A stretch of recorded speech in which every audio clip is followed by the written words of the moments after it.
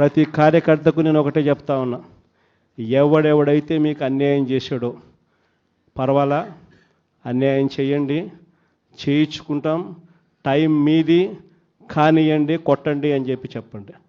ఆడు ఎవడు ఏం చేస్తా ఉన్నాడో పేరు రాసుకోండి. రెడ్ బుక్ అని నేను చెప్పను, కానీ పేరైతే రాసుకోండి. మీరు ఏ బుక్లో రాసుకున్నా పర్వాలా, పేరైతే మీరు రాసుకోండి. దాని తర్వాత మాత్రం అన్యాయం చేసినోనికి సినిమా మాత్రం మనం చూపిస్తామని చెప్తాను. ఆ మనిషి రిటైర్డ్ అయి ఉన్నా కూడా లాక్కొని వస్తా, ఆ మనిషి దేశం విడిచిపెట్టిపోయినా లాక్కొని వస్తా. ఎవరిని వదిలిపెట్టేది ఉండదు.